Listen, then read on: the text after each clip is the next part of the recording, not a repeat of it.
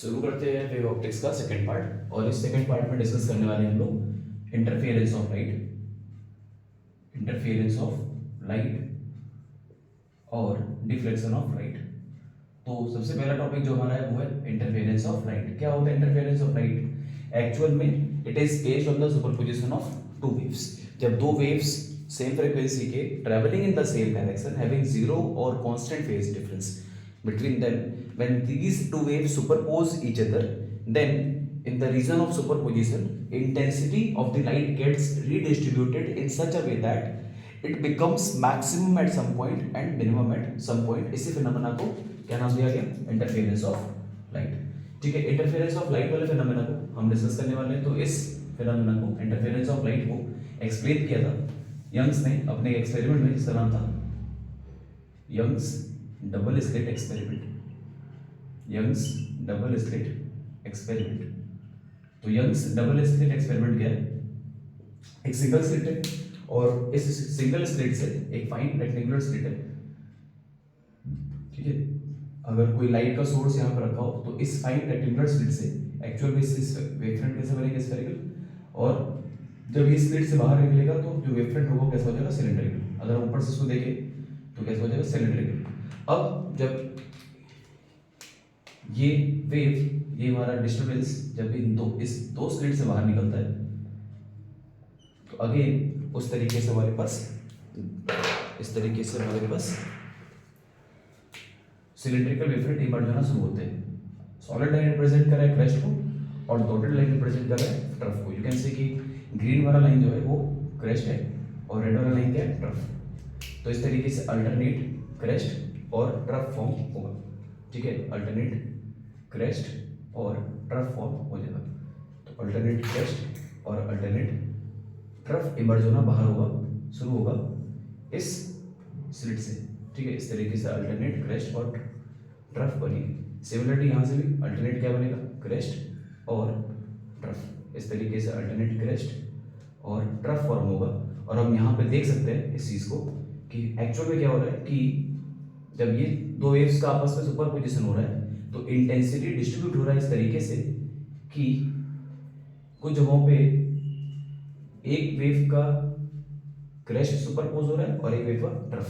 हम देख सकते हैं कि यहाँ पर रेड और रेड है, ग्रीन और ग्रीन है, अगेन रेड और रेड होगा और ग्रीन और ग्रीन होगा, है ना? रेड और रेड, ग्रीन और ग्रीन। इस तरीके से स्क्रीन के ऊपर हमारे बीच में बन जाएगा क्या? सेंट्रल ब्राइट बन जाएगा, सेंट्रल ब्राइट। अगेन जब एक रेड एक ब्लू, मतलब एक क्रेस्ट और एक ट्रफ सुपरपोज होगा तो इसको मिलाने से क्या मिलेगा हमको? डार्क फ्रिंज मिलता है।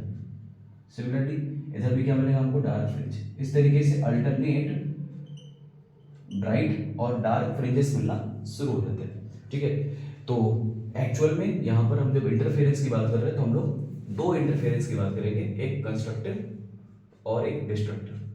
ठीक है, होता क्या एक्चुअली में कि जब दो वेव सुपरपोज हो करेंगे ना एक दूसरे पे, जब दो वेव्स आपस में सुपरपोज होंगे तो अगर एक वेव का क्रेस्ट दूसरे वेव के क्रेस्ट पे गिरे या एक वेव का ट्रफ दूसरे वेव के ट्रफ पे गिरे तो जो एम्पलीट्यूड है उसका वो ऐड हो जाएगा और उसके ऐड होने से इंटेंसिटी जो इंटेंसिटी वो क्या हो जाएगा?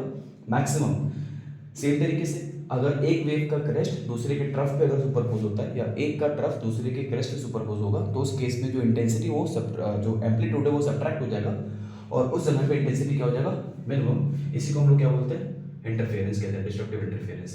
तो इस पॉइंट पे इंटेंसिटी क्या हो जाएगा? मिनिमम, जहां पे एक का क्रेस्ट दूसरे ट्रफ पे या एक का ट्रफ दूसरे के क्रेस्ट पे सुपरपोज हो।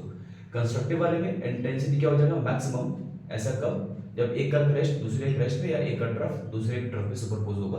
तो इस तरीके से कंस्ट्रक्टिव और डिस्ट्रक्टिव इंटरफेरेंस फॉर्म होगा और हमको अल्टरनेट ब्राइट और डार्क पैटर्न मिलता है स्क्रीन के ऊपर। एक्चुअल में हमको इसका पोजीशन मेंटेन होता है और कंडीशन कि भाई कंस्ट्रक्टिव कब बनेगा और डिस्ट्रक्टिव कब बनेगा, और ये फ्रिंजेस, ब्राइट और डार्क फ्रिंजेस का पोजीशन फाइंड करना होता है। तो हम लोग मैथमेटिकली इसी चीज को कैलकुलेट करने जा रहे हैं कि कंस्ट्रक्टिव और डिस्ट्रक्टिव इंटरफेरेंस फॉर्म कब होता है, किस कंडीशन में होता है, और पोजीशन ऑफ डार्क और ब्राइट फ्रिंजेस। तो शुरू करते हैं हम लोग कंस्ट्रक्टिव और डिस्ट्रक्टिव इंटरफेरेंस का कंडीशन। मान लेते हैं दो वेव्स है, मेरे पास टू वेव्स है, y1 is equal to a1 sine omega t और y2 is equal to a2 sin omega t plus five. There is a constant phase difference between these two waves. जब ये दोनों एक दूसरे पे सुपरपोज होंगे तो जो रिजल्टेंट वेव होगा उसका जो डिस्प्लेसमेंट होगा वो इन दोनों के डिस्प्लेसमेंट सम के बराबर होगा। तो a1 sin omega t plus a2 sin omega t plus five. इसे कैलकुलेट करने पे जो हमको रिजल्टेंट वेव मिलता है वो मिलता है a sin omega t plus theta. a is the resultant amplitude और इसकी वैल्यू आती है a is equal to under root में a1 का स्क्वायर प्लस a2 का square 2a1 into cos five. तो अभी हमारे लिए काम का जिससे पे डब्बा वाला इक्वेशन है रिजल्टेंट वेव का एम्पलीट्यूड अंडर रूट में a1 का स्क्वायर प्लस a2 का square plus 2a1 into cos five. क्योंकि हमको पता है कि जो इंटेंसिटी होता है वो डायरेक्टली प्रोपोर्शनल किसके होता है एम्पलीट्यूड के स्क्वायर के। इंटेंसिटी डायरेक्टली प्रोपोर्शनल किसको होता है एम्पलीट्यूड के स्क्वायर के। तो यहाँ से हम कह सकते हैं ना अगर इंटेंसिटी डायरेक्टली प्रोपोर्शनल किसके एम्पलीट्यूड के स्क्वायर के तो हमको एक रिलेशन मिल जाएगा यहाँ से I इज इक्वल टू के इंटू ए का स्क्वायर या I1 इज इक्वल टू के A1 का स्क्वायर और I2 इज इक्वल टू के A2 का स्क्वायर। ठीक, तो इस इक्वेशन को हम लिख सकते हैं क्या a का square is equal to A1 का स्क्वायर A2 का स्क्वायर 2a1 A2 cos 5। अगर दोनों साइड के से मल्टीप्लाई करते तो क्या मिल जाएगा हमको के a का स्क्वायर इज इक्वल टू के A1 का स्क्वायर के A2 का स्क्वायर और 2 रूट में के A1 रूट में के A2 cos 5। के a स्क्वायर के लिए हम लोग पुट कर सकते हैं क्या i की वैल्यू i और हमको दिख रहा है साफ साफ कि के A1 के लिए हम पुट कर सकते हैं क्या i1 plus i2 plus 2 root में i1 i2 और cos 5। ठीक है, इस तरीके से हमको इंटेंसिटी का इक्वेशन मिल गया। अब इस इंटेंसिटी के इक्वेशन के बेसिस पे हम लोग फाइंड कर सकते हैं कंस्ट्रक्टिव और डिस्ट्रक्टिव इंटरफेरेंस के कंडीशंस को। कैसे आओ शुरू करते हैं उसको। तो मेन हमारे पास दो फॉर्मूले आ गए ये डब्बे वाले, ये दो फॉर्मूले नोट डाउन कर लो, ये बहुत इंपॉर्टेंट फॉर्मूला है। इसी फॉर्मूले के बेसिस पे हम लोग कंस्ट्रक्टिव और डिस्ट्रक्टिव के कंडीशंस को लिख सकते हैं कि किस कंडीशंस पे कंस्ट्रक्टिव और डिस्ट्रक्टिव फॉर्म होगा। और देखते हैं कंडीशंस कंस्ट्रक्टिव और डिस्ट्रक्टिव की। ठीक है, अगर हम बात करें इसका कंस्ट्रक्टिव इंटरफेरेंस का तो कंस्ट्रक्टिव इंटरफेरेंस में इंटेंसिटी क्या होगा मैक्सिमम, आई क्या होगा मैक्सिमम। अब इंटेंसिटी की वैल्यू मैक्सिमम कब होगी हमारे पास आई का इक्वेशन है कितना i1 plus i2 plus 2 root पे i1 i2 और cos 5। आई की वैल्यू मैक्सिमम कब होगी जब इस cos 5 की वैल्यू कितनी हो जाए 1। तो ये cos 5 कितना हो जाए बेटा 1। अब इस cos 5 की वैल्यू 1 किस किस कंडीशंस में होती है जब 5 की वैल्यू कितनी हो जाए या तो 0 cos 0 1 होता है या तो 2 पाई या तो 4 पाई इस तरीके से और इवन मल्टीपल मिलेगा पाई का। तो इसका मतलब कि intensity is maximum when phase difference इसको फेज डिफरेंस कहते हैं दो वेव के बीच का। तो phase difference is even multiple of pi. जो फेज डिफरेंस हो क्या हो even multiple of pi, even multiple of pi. हमको इसी बात को याद रखना है कंस्ट्रक्टिव इंटरफेरेंस के फॉर्मेशन की कंडीशंस के लिए। फॉर्मेशन का कंडीशन कि फेज डिफरेंस क्या होगा इवन मल्टीपल ऑफ पाई होगा। ठीक, क्योंकि हम जानते हैं कि फाई इज इक्वल टू क्या होता है फाई इज इक्वल टू होता है p into 2 pi by lambda. तो we can get the equation of p path difference. p क्या है पाथ डिफरेंस है। तो अगर हम एक बार इस पाई की जगह पर 0 पुट करें तो p मिलेगा 0। इस पाई की जगह पर 2 पाई पुट करें 2 पाई से 2 पाई कट गया तो p कितना आ जाएगा लैम्डा। 4 पाई पुट करें तो 2 पाई से 4 पाई कटा 2 बार में कितना आएगा 2 लैम्डा। इस तरीके से 3 लैम्डा चलता रहेगा क्या मिल जाएगा हमको n लैम्डा। तो इसका मतलब पाथ डिफरेंस कितना आ गया n लैम्डा पहला कंडीशन। और इसके ऊपर दूसरा वाला कंडीशन क्या था फेज डिफरेंस कितना आ गया फेज डिफरेंस हमारे पास आ गया कौन सा इवन मल्टीपल ऑफ पाई। तो कंस्ट्रक्टिव इंटरफेरेंस के बनने का कंडीशन क्या है फेज डिफरेंस क्या होना चाहिए इवन मल्टीपल ऑफ पाई या पाथ डिफरेंस क्या होना चाहिए n टाइम्स ऑफ लैम्डा। मतलब कि integral multiple of wavelength lambda, integral multiple of wavelength lambda. तो ये हमारे पास कंस्ट्रक्टिव इंटरफेरेंस बनने का कंडीशन आ गया। सिमिलरिटी हम फाइंड कर सकते हैं किसका डिस्ट्रक्टिव इंटरफेरेंस का। और फाइंड करते हैं डिस्ट्रक्टिव इंटरफेरेंस के लिए कंडीशन। तो डिस्ट्रक्टिव का मतलब हुआ जहां पर इंटेंसिटी क्या हो जाए मिनिमम, आई की वैल्यू क्या हो जाए मिनिमम। अब इंटेंसिटी मिनिमम कब जब cos 5 की वैल्यू क्या हो जाए -1। अब cos 5 की वैल्यू -1 कब होगी जब फेज डिफरेंस क्या हो जाए ऑड मल्टीपल ऑफ पाई। मतलब कि cos 5 की वैल्यू -1 cos 3 पाई की वैल्यू -1 cos 5 पाई की वैल्यू -1 इस तरीके से चलता रहेगा। तो इसका मतलब कि फेज डिफरेंस क्या हो जाए, ऑड मल्टीपल ऑफ पाई। तो ऑड मल्टीपल ऑफ पाई के केस में हमें क्या मिल जाएगा, डिस्ट्रक्टिव इंटरफेरेंस का कंडीशन। सेम तरीके से अगर हम पुट करते हैं पाई की वैल्यू क्यों p इंटू 2 पाई लैम्डा, तो p हमें क्या मिल जाएगा, पाथ डिफरेंस। एक बार पाई पुट करें यहाँ पे, तो पाई से पाई कटा कितना आएगा, लैम्डा बाई 2, लैम्डा बाई 2। अगर हम 3 बाई पुट करें तो पाई से पाई कटा तो क्या आ जाएगा, 3 lambda by 2। Similarly 5 lambda by 2 चलता रहेगा इस तरह। इसको हम लिख सकते हैं क्या, 2n माइनस 1 लैम्डा बाई 2। तो n की वैल्यू 1 पुट करें तो 2 माइनस 1 1 मतलब लैम्डा बाई 2। n की वैल्यू 2 पुट करें तो 2 या 4 4 माइनस 1 3 लैम्डा बाई 2। तो ये हमारे पास कंडीशन आ गया पाथ डिफरेंस का, p is equal to 2n minus 1 lambda by 2। तो ये हमारा आ गया डिस्ट्रक्टिव इंटरफेरेंस का कंडीशन। ठीक है, ये एक्चुअली में क्या रिप्रेजेंट कर रहा है, ये ऑड मल्टीपल को रिप्रेजेंट कर रहा है किसके, लैम्डा बाई 2 के। तो odd multiple of lambda by 2।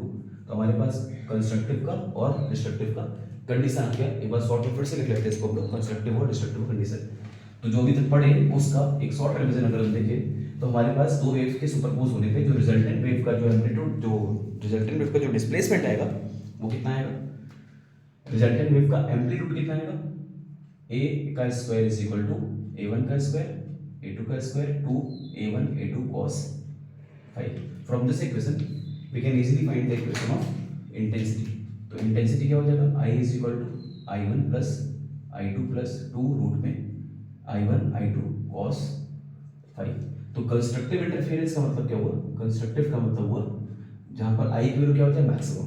तो I की वैल्यू मैक्सिमम कब होगी, I की वैल्यू क्या हो जाए, मैक्सिमम। तो I मैक्सिमम कब, जब cos 5 की वैल्यू कितनी हो जाए 1।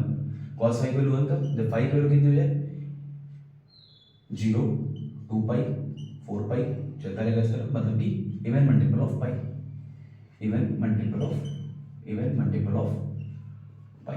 तो इसका मतलब फेज डिफरेंस कितना आ जाए, फेज डिफरेंस आ जाए इवन मल्टीपल ऑफ पाई। ये कंस्ट्रक्टिव कंडीशन है। सेम तरीके से पाथ डिफरेंस क्या आ जाएगा, p is equal to lambda 2 lambda 3 lambda चलता रहेगा सर, क्या हो जाएगा n लैम्डा, मतलब कि integral multiple of wavelength, integral multiple of wavelength lambda. तो इसका मतलब कि पाथ डिफरेंस क्या हो जाए, इंटीग्रल मल्टीपल ऑफ लैम्डा, और फेज डिफरेंस क्या हो जाए, इवन मल्टीपल ऑफ पाई। तो पाथ डिफरेंस और फेज डिफरेंस का हमें कंडीशन याद रखना है फॉर कंस्ट्रक्टिव इंटरफेरेंस। सिमिलरली जिस तरीके से हम फाइंड किया है डिस्ट्रक्टिव इंटरफेरेंस के लिए, तो डिस्ट्रक्टिव इंटरफेरेंस का कंडीशन क्या है हमारे पास, जब इंटेंसिटी क्या होता है मिनिमम, और इंटेंसिटी की वैल्यू मिनिमम कब, जब cos 5 की वैल्यू कितनी हो जाए -1। अब cos 5 की वैल्यू कितनी हो जाए -1, तो -1 कब, जब फेज डिफरेंस कितना हो जाए, फेज डिफरेंस 5 कितना हो जाए पाई 3 पाई 5 पाई चलता रहे इस तरह, मतलब कि odd multiple of pi, odd multiple of pi. Same तरीके से हम लोग फाइंड कर सकते हैं पाथ डिफरेंस को। पाथ डिफरेंस कितना आ जाएगा, p इज इक्वल टू, अगर हम पुट करते हैं तो कितना आता है, lambda by 2 3 lambda by 2 5 lambda by 2 चलता रहेगा इस तरह, मतलब कि 2n माइनस 1 लैम्डा बाई 2, मतलब odd multiple of lambda by 2, odd multiple of lambda by 2। तो हमें इस कंडीशन को याद रखना है, और इससे हम फाइंड कर सकते हैं पोजीशन किसका, ब्राइट और डार्क फ्रिंज का। तो मेन तुमको इस कंस्ट्रक्टिव और डिस्ट्रक्टिव इंटरफेरेंस के बनने का कंडीशन याद रखना है अच्छे से, आगे के किसी भी फॉर्मूले को याद करने के लिए। ठीक है, तो हम डिस्कस करने जा रहे हैं कि भाई हमारा ब्राइट और डार्क फ्रिंज कहाँ बने हुए हैं। तो देखते हैं डार्क और ब्राइट फ्रिंज कैसे बने और कहाँ बने। ठीक है, तो उसी एक्सपेरिमेंट को हम ड्रॉ करें फिर से। तो ये सिंगल स्लिट हो गया और यहाँ पे होगा डबल स्लिट। ठीक, जब डिस्टर्बेंस मिलेंगे, मान लेते हैं कि डिस्टर्बेंस यहाँ से ट्रेवल करना शुरू हुआ और जाके स्क्रीन पर, इस स्क्रीन के ऊपर, ये स्क्रीन है जहाँ पर वो इंटरफेरेंस पैटर्न बनेगा, तो यहाँ से डिस्टर्बेंस बनना शुरू पॉइंट पी पर। ठीक, और सेम तरीके से यहाँ से भी स्क्रीन और स्लिट के बीच का डिस्टेंस कितना है, capital D. Capital D represent करता है स्क्रीन और स्लिट के बीच का डिस्टेंस को, और स्लिट का विड्थ मान लेते हैं स्मॉल डी। ये स्लिट S1 है, ये स्लिट S2। तो इसको सॉल्व करने पे याद रखना है हमको कि इसको सॉल्व करने पे सेंटर से मान लेते हैं इस पॉइंट P का पोजीशन कितना है x, जहां पे हमको पता नहीं कि क्या बन रहा है अभी हमको इस चीज का आइडिया नहीं है कि वहां पे ब्राइट है कि डार्क है। हम मान लेते हैं कि किसी पॉइंट पी पर दोनों फेज सुपरपोज होने के बाद मिले। अब मिलने के बाद वहां पर ब्राइट हो सकता है, डार्क हो सकता है, उसी कंडीशंस को फाइंड करना है आपको। इसको सॉल्व करने पे जो पाथ डिफरेंस आएगा दोनों के बीच के डिस्टेंस का, जो पाथ डिफरेंस p आएगा वो आएगा h2p माइनस h1p, और इसकी वैल्यू आती है x dy कैपिटल D। तो पाथ डिफरेंस का हमको कंडीशन याद रखना अच्छे से, क्या p is equal to x d upon में कैपिटल D। ठीक है, ये फॉर्मूले को इससे याद रखो पाथ डिफरेंस का। अब हमको पता है कि अगर हमको फाइंड करना है किसका position of bright fringe, position of bright fringe. तो ब्राइट फ्रिंज का मतलब कंस्ट्रक्टिव इंटरफेरेंस की बात कर रहे हैं, और कंस्ट्रक्टिव इंटरफेरेंस के केस में पाथ डिफरेंस कितना आता है n टाइम्स ऑफ लैम्डा ना, n लैम्डा। कंस्ट्रक्टिव इंटरफेरेंस के केस में p पाथ डिफरेंस आता है n लैम्डा, और n लैम्डा p बराबर किसके x d बाई d के। तो यहाँ से x कितना आ जाएगा n लैम्डा d अपॉन में d। ये आ गया पोजीशन ऑफ ब्राइट फ्रिंज। तो यहाँ पर n की वैल्यू जो होगी वो शुरू होगी 0 से, 0 1 2 इस तरह चलता रहेगा। 0 क्यों? क्योंकि बीच में क्या बनेगा, सेंट्रल ब्राइट बनेगा। तो स्क्रीन के ऊपर, ये स्क्रीन यहाँ पर है, तो इस स्क्रीन के ऊपर जो हमको फ्रिंजेस ऑब्टेन होंगे, तो बीच में क्या होगा, सेंट्रल ब्राइट होगा, बीच में ब्राइट और फिर डार्क, फिर ब्राइट फिर डार्क। इस तरीके से पैटर्न मिलता है किसका, इंटरफेरेंस का। ठीक, तो x इज इक्वल टू हमको मिल जाएगा 0, n इक्वल टू 0 पुट करने पे x आ जाएगा 0, जो कि सेंट्रल ब्राइट की पोजीशन को दिखा, सेंट्रल ब्राइट की पोजीशन को। सेम तरीके से n की वैल्यू 1 पुट करने पे x1 कितना आ जाएगा, लैम्डा d बाई d। ये फर्स्ट ब्राइट का पोजीशन है। तो इस डायग्राम में पहला ब्राइट कहाँ बनेगा, ये तो सेंट्रल ब्राइट हो गया, ये सेंट्रल ब्राइट हो गया। तो पहला ब्राइट हमको दिख रहा है कहाँ बनेगा, पहला ब्राइट बनेगा यहाँ पर कितने में, लैम्डा d बाई d पर। सेम तरीके से इसकी वैल्यू किस में जाएगी, नेगेटिव में, माइनस में lambda d by d, minus में लैम्डा d बाई d। अगर n की वैल्यू कितनी पुट कर दे 2, तो h2 कितना आ जाएगा 2 लैम्डा d बाई d। ये सेकंड ब्राइट फ्रिंज का पोजीशन आ गया। तो सेकंड ब्राइट फ्रिंज का पोजीशन बनेगा, मतलब कि सेकंड ब्राइट यहाँ बनेगा, ये हो गया, ये कितना हो गया 2 लैम्डा d बाई d, ये माइनस में 2 लैम्डा d बाई d। इस तरीके से इस रिलेशन से, इस रिलेशन को याद रखना है आपको। इस रिलेशन से हम फाइंड कर सकते हैं क्या, position of bright fringes n lambda d by d, n lambda d by d। Similar तरीके से हम लोग फाइंड कर सकते हैं पोजीशन ऑफ डार्क फ्रिंज। जब हम डार्क फ्रिंज की बात कर रहे हैं तो हम किसकी बात कर रहे हैं, हम बात कर रहे हैं डिस्ट्रक्टिव इंटरफेरेंस का। तो एकदम रट्टा मान लेना बढ़िया सा, डिस्ट्रक्टिव इंटरफेरेंस कब बनेगा, जब पाथ डिफरेंस कितना हो गया 2n माइनस 1 लैम्डा बाई 2। और पुट करते देखते हैं कितना पुट करते, p की वैल्यू कंडीशन आई थी 2n माइनस 1 लैम्डा बाई 2, ये बराबर किसका देगा x d by capital D। तो यहाँ से पोजीशन ऑफ डार्क फ्रिंज निकालने के लिए x डैश मान लेते, कितना आ जाएगा, x डैश आ जाएगा 2n minus 1 lambda d by 2 small into small d। ठीक है, तो n की वैल्यू शुरू करेंगे इसमें 1 से, यहाँ पे जो n की वैल्यू होगी वो कहाँ से होगी, 1 से, 0 साइन, तो 1 2 3 चलता रहेगा सर। तो अगर हम n की वैल्यू कितनी पुट करते हैं 1, तो x1 डैश कितना आ जाएगा, n की वैल्यू 1 पुट करें लैम्डा d बाई 2d। तो पहले डार्क का पोजीशन क्या मिल गया हमको, लैम्डा d बाई 2d, यहाँ पर माइनस में lambda d by 2d। Same तरीके से अगर हम n की वैल्यू कितनी पुट करते 2, तो x2 डैश कितना आ जाएगा, 2 पुट करें, 2 2 4 4 माइनस 1 3, तो 3 लैम्डा d बाई 2d। तो सेकंड डार्क का पोजीशन मिल गया हमको 3 lambda d by 2d minus में, और ये मिल जाएगा हमको 3, ये पहला डार्क है, तो ये दूसरा डार्क है 2 लैम्डा d बाई d। ठीक है, ये हो जाएगा तुम्हारा लैम्डा, पहला ब्राइट कहाँ मिलेगा, लैम्डा d बाई d पर, तो सही था लैम्डा d अपॉन में d। और पहला डार्क का हमारा था लैम्डा d बाई 2d पर, और ये दूसरा dark 2 lambda d by d, और दूसरा डार्क होगा था हमारा 3 लैम्डा d बाई 2d पर। इस तरीके से हम लोग इसकी वैल्यू सारी, इसके ऊपर वाली वैल्यू सारी पॉजिटिव, इसके नीचे वाली वैल्यू सारी नेगेटिव, तो इस तरीके से n की वैल्यू अगर हम 3 पुट करें तो हमको थर्ड ब्राइट डार्क फ्रिंज का पोजीशन मिल जाएगा। 3 3 6 6 माइनस 1 5 तो 5 लैम्डा डी बाई 2d। तो इस तरीके से इस इक्वेशन से हम फाइंड कर सकते हैं क्या, पोजीशन ऑफ डार्क फ्रिंजेस।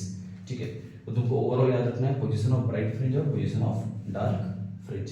ठीक, तो यहाँ से हमको मिल जाएगा फ्रिंज का विड्थ। कैसे मिल जाएगा, अगर हमको ब्राइट फ्रिंज का विड्थ निकालना है तो ब्राइट फ्रिंज दो कंसेक्यूटिव डार्क के बीच का डिस्टेंस है, या अगर हमको डार्क फ्रिंज का विड्थ निकालना है तो दो कंसेक्यूटिव ब्राइट फ्रिंज का कंसेक्यूटिव सेपरेशन है। ठीक है, तो इस तरीके से हम कैलकुलेट कर सकते हैं क्या, फ्रिंज विड्थ।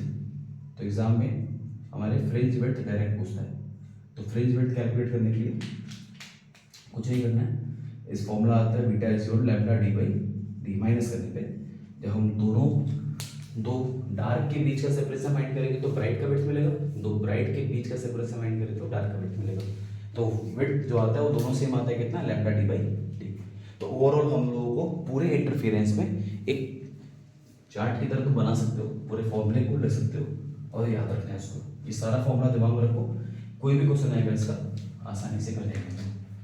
ठीक है, देखो चार्ट याद करना है, दो वेव को सुपरपोज होने पे जो एम्पलीट्यूड का जो रिजल्टेंट वेव का जो एम्पलीट्यूड मिलेगा वो कितना मिलेगा, ए का square is equal to a1 का स्क्वायर a2 का square 2 a1 a2 cos 5। Intensity I is equal to आएगा I1 plus I2 plus 2 root में I1 I2 cos 5। ठीक है, ये आ गया हमारा। अब कंस्ट्रक्टिव के लिए हमारे पास कंडीशन है कितना, पाई इज इक्वल टू 0 2 पाई 4 पाई चलता रहेगा इस तरह। तो इवन मल्टीपल ऑफ पाई और पी क्या होगा, एन लैम्डा। और हम बात करें तो कंस्ट्रक्टिव तक का, तो हम लोग बात करें एक्चुअल में किसका, ब्राइट फ्रिंज की पोजीशन का। तो ब्राइट फ्रिंज की पोजीशन के लिए हमको इस पी को बराबर किससे करते हैं, एक्स डी बाई डी के। यहाँ से एक्स कितना आ जाएगा, lambda D by N lambda D by D. तो ये N lambda D by D से हमको मिल जाएगा position of bright fringes. N की वैल्यू 0 पुट करना है तो सेंट्रल ब्राइट मिलेगा, एन की वैल्यू 1 पुट करो तो फर्स्ट ब्राइट मिलेगा, एन की वैल्यू 2 पुट करो तो सेकंड ब्राइट मिलेगा। इस तरीके से हमको ब्राइट फ्रिंज के पोजीशन मिल जाएंगे। अब सेम डार्क फ्रिंज का पोजीशन फाइंड करना है, तो डार्क फ्रिंज के लिए हमें याद रखना पड़ेगा डिस्ट्रक्टिव इंटरफेरेंस का कंडीशन। डिस्ट्रक्टिव इंटरफेरेंस का फॉर्म होगा जब फेज डिफरेंस क्या हो, odd multiple of pi, odd multiple of pi, या पाथ डिफरेंस क्या हो 2n माइनस 1 लैम्डा बाई 2, मतलब odd multiple of lambda by 2। यह हो जाएगा x dash D by D. तो यहाँ से हमको पोजीशन मिल जाएगा x डैश का, मतलब डार्क फ्रिंज का पोजीशन कितना, 2n minus 1 lambda D upon में 2d। ठीक है, अब n की वैल्यू यहाँ पर, क्योंकि बीच में क्या बन चुका है सेंटर n इक्वल टू 0 पे, तो यहाँ पर n की वैल्यू 1 2 3 चलता रहेगा। ठीक, तो इस तरीके से अलग अलग पोजीशन फाइंड कर सकते हो किसका, डार्क फ्रिंजेस का। अब इन दोनों के बीच का कॉन्सिक्यूटिव जो सेपरेशन होगा उसको हम क्या कहते हैं, फ्रिंज विड्थ कहते हैं। तो फ्रिंज विड्थ हमारा आ जाएगा कितना, beta is equal to lambda D by D, जहां पर कैपिटल डी क्या है, distance between slit and screen, और स्मॉल डी क्या है, विड्थ ऑफ स्लिट।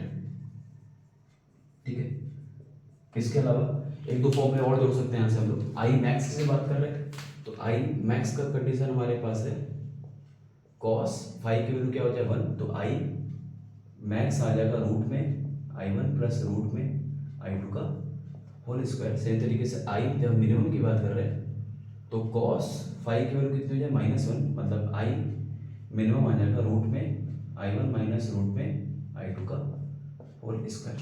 तो इस तरीके से यहाँ से हम लोग इसके इंटेंसिटी की मैक्सिमम इंटेंसिटी और मिनिमम इंटेंसिटी के रेशियो को फाइंड कर सकते हैं। रूट में I1 प्लस रूट में I2 का होल स्क्वायर, रूट में I1 माइनस रूट में I2 का होल स्क्वायर। क्योंकि हमको पता है कि जो इंटेंसिटी होता है वो डायरेक्टली प्रोपोर्शनल किसके होते हैं, एम्पलीट्यूड के स्क्वायर के। तो यहाँ से हमको रूट में I1 बराबर हो जाएगा a के, तो इसको लिख सकते हैं क्या, I मैक्स अपॉन में I minimum is equal to a1 plus a2 का whole square upon a1 minus a2 का होल स्क्वायर। तो इस तरीके से हम लोग कैलकुलेट कर सकते हैं सारे के सारे इंटरफेरेंस पे बेस्ड क्वेश्चंस को, न्यूमेरिकल्स को सॉल्व कर सकते हैं।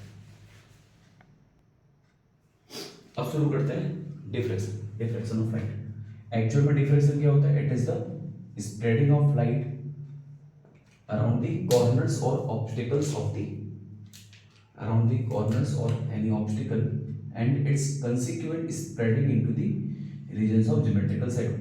ठीक है, लाइट जो है वो इसके कॉर्नर से क्या होता है? बेंड कर जाता है और एंटर कर जाता है किसके अंदर? ज्योमेट्रिकल शैडो के अंदर। इसी फिनोमेना को हम क्या बोलते हैं? डिफ्रैक्शन ऑफ लाइट कहते हैं। तो डिफ्रैक्शन ऑफ लाइट के फॉर्मूले को अगर हम डिस्कस करें तो सीधे फॉर्मूले पे आते हैं और हमको डिफ्रैक्शन में याद रखना है कि बीच में क्या बनता है? सेंट्रल ब्राइट बनता है। अगर हम इसके इंटेंसिटी कर्व की बात करें तो इसका इंटेंसिटी कर्व के अकॉर्डिंग देखोगे तो बीच में क्या होगा? सेंट्रल ब्राइट और फिर मिनिमा, फिर सेकेंडरी मैक्सिमम मिलता है। इस तरीके से इंटेंसिटी जो होगा वो लगातार कम होता जाएगा, विड्थ कम नहीं होगा, सिर्फ इंटेंसिटी कम होगा। तो बीच वाला क्या होता है इसका? सेंट्रल मैक्सिमम, मतलब कि जितने भी रे ट्रैवल कर रहे हैं, जितने भी डिस्टर्बेंस ट्रैवल कर रहे हैं, वो सब के सब अगर बीच में फोकस कर जाए, एक का क्रेस्ट दूसरे क्रेस्ट पे, एक का ट्रफ दूसरे ट्रफ पे, तो बीच में इंटेंसिटी क्या होता है? मैक्सिमम। तो हम लोग को एक्चुअल फाइंड करना होता है सेकेंडरी मिनिमा और सेकेंडरी मैक्सिमा का पोजीशन। तो हमको पोजीशन फाइंड करने के लिए फिर से वही पाथ डिफरेंस का फॉर्मूला करना पड़ेगा। तो इस केस में जो पाथ डिफरेंस हम कंसीडर करेंगे वो path difference P is equal to होता है A sin थीटा। याद रख लेना, P is equal to A sin theta, where A क्या है? विड्थ ऑफ स्लिट है, विड्थ ऑफ स्लिट। ठीक, तो ये path difference P equal to क्या होता है? A sin theta. तो फॉर सेकेंडरी मिनिमा, अगर हम सेकेंडरी मिनिमा की बात कर रहे हैं तो फर्स्ट सेकेंडरी मिनिमा के लिए हम लोग P equal to A sin theta 1 अगर ले लें, इसको पुट करेंगे लैम्डा। तो यहाँ से थीटा 1 जिसको हम लगभग लिख सकते हैं sin थीटा 1 के बराबर ही आ जाएगा लैम्डा बाई A। ठीक है, सेम तरीके से अगर हमको सेकेंडरी मिनिमा को पोजीशन फाइंड करना है तो P इक्वल टू पुट करेंगे A sin theta 2 is equal to 2 lambda. क्या पुट करेंगे? A sin theta 2 is equal to 2 lambda. जब 2 लैम्डा पुट करोगे तो यहाँ से थीटा 2 जो कि लगभग बराबर किसके? sin थीटा 2 के, यहाँ आ जाएगा 2 लैम्डा बाई A। ठीक है, ऐसे ही अगर हम कंटिन्यू कर ले तो हमको मिल जाएगा थर्ड सेकेंडरी मिनिमा का position P equal to A sin theta 3 जो कि लगभग बराबर, जो कि इक्वल टू होगा 3 लैम्डा के। तो यहाँ से थीटा 3 जो कि लगभग बराबर हो जाएगा sin थीटा 3 के, यहाँ आ जाएगा 3 लैम्डा बाई A। तो चलता रहेगा इस तरह। तो हमको nth सेकेंडरी मिनिमा का पोजीशन क्या मिल गया? sin theta n is equal to n lambda by A। ये आ गया nth मिनिमा का, nth सेकेंडरी मिनिमा का पोजीशन। ये एंगुलर पोजीशन है एक्चुअल में। ये कौन सा पोजीशन है? एंगुलर। अगर हमको लीनियर डिस्टेंस बताओ किसी भी सेकेंडरी मिनिमा का तो हमको करना क्या होगा? लीनियर डिस्टेंस कैलकुलेट करने के लिए इस एंगुलर पोजीशन में n लैम्डा बाई A में d का मल्टीप्लाई कर देंगे। वेयर कैपिटल D क्या है? Slit, distance between slit and screen और स्लिट के बीच का डिस्टेंस क्या है? Capital D। तो इस तरीके से हमको इस सेंटर से बढ़ने वाले, अच्छा सेंटर से डिस्टेंस मिल जाएगा किसका? सेकेंडरी मैक्सिमा या सेकेंडरी मिनिमा का। तो पहले हम सेकेंडरी मिनिमा की बात कर रहे थे, तो सेकेंडरी मिनिमा का ये सारा कंडीशन है। ठीक, जो दिमाग को तुमको अच्छे से याद रखना है और मेन फॉर्मूला बस ये है, अगर तुम्हें याद कर लिए तो कोई भी क्वेश्चन आंसर कर लोगे। अगर हम सेकेंडरी मैक्सिमा की बात करें तो सेकेंडरी मैक्सिमा की अगर हम बात करें तो सेकेंडरी मैक्सिमा के केस में क्या पुट करेंगे? याद रखना है फर्स्ट सेकेंडरी मैक्सिमा के लिए हमको P की वैल्यू जो कि A sin थीटा आया है उसके लिए हम क्या पुट करना पड़ेगा? P की value A sin theta 1 dash कर लेते हैं, इसको हमको पुट करना है 3 लैम्डा बाई 2। तो यहाँ से sin थीटा 1 डैश लगभग बराबर थीटा 1 डैश आ जाएगा 3 लैम्डा बाई 2A। सेम तरीके से सेकेंडरी मैक्सिमा के लिए हमको P sin थीटा 2 डैश को पुट करना है 5 लैम्डा बाई 2। तो यहाँ से sin थीटा 2 डैश जो कि लगभग बराबर थीटा 2 डैश का होगा, वो होगा 5 लैम्डा बाई 2। अगर हमको थर्ड सेकेंडरी मैक्सिमा के लिए कंडीशन फाइंड करना है तो P is equal to A sin theta 3 dash को हम रखेंगे कितना? 7 लैम्डा बाई 2A। तो यहाँ से हमारे पास sin थीटा 3 डैश या थीटा 3 डैश कितना आ जाएगा? 7 लैम्डा अपॉन में 2a, ठीक है। तो इस तरीके से हमको nth सेकेंडरी मैक्सिमा का पोजीशन मिल जाएगा, p is equal to a sine theta N dash, ये हो जाएगा 2n+1 लैम्डा बाई 2। तो साइन थीटा का वैल्यू जो मिल जाएगा nth सेकेंडरी मिनिमा का पोजीशन थीटा n के बराबर हो गई होगा 2n+1 लैम्डा बाई 2a। तो इस तरीके से हम लोग इजीली कैलकुलेट कर सकते हैं position of secondary maxima. n की वैल्यू 1 पुट करें 2 पुट करें तो हमको पहला दूसरा तीसरा पोजीशन मिलता रहेगा। तो सेकेंडरी मैक्सिमा और सेकेंडरी मिनिमा का पोजीशन मतलब कि ये सेंट्रल मैक्सिमा है, ये सेकेंडरी मैक्सिमा पहला, सेकेंडरी मैक्सिमा दूसरा, सेकेंडरी मैक्सिमा तीसरा, ये सेकेंडरी मिनिमा दूसरा, सेकेंडरी मिनिमा तीसरा, इधर की वैल्यू सारी नेगेटिव है। इस तरीके से सेकेंडरी मैक्सिमा और सेकेंडरी मिनिमा का हम लोग कंडीशंस फाइंड कर लेंगे, ठीक। अब हमको एक्चुअल एग्जाम में पूछा है क्या, इसका विड्थ, सेकेंडरी मैक्सिमा और सेकेंडरी मिनिमा का विड्थ।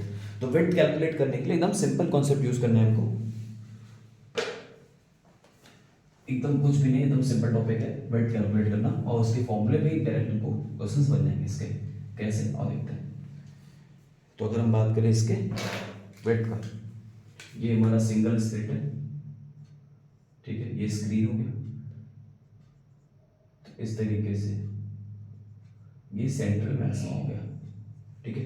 सेंट्रल मैक्सिमा के बीच का सेपरेशन कौन है, फर्स्ट मिनिमम और फर्स्ट मिनिमम। ये एंगल थीटा अगर हम ले लें, दोनों के बीच का सेपरेशन कैपिटल डी, स्लिट का विड्थ स्मॉल a। तो जो हमको सेंट्रल मैक्सिमा का जो विड्थ मिलेगा वो दो विड्थ निकालना होता है, एक होता है हमारा एंगुलर विड्थ और एक होता है लीनियर विड्थ। तो एंगुलर विड्थ सेंट्रल मैक्सिमा का 2 थीटा के बराबर है, और 2 थीटा की वैल्यू कितनी है, लैम्डा बाई a। तो इस तरीके से सेंट्रल मैक्सिमा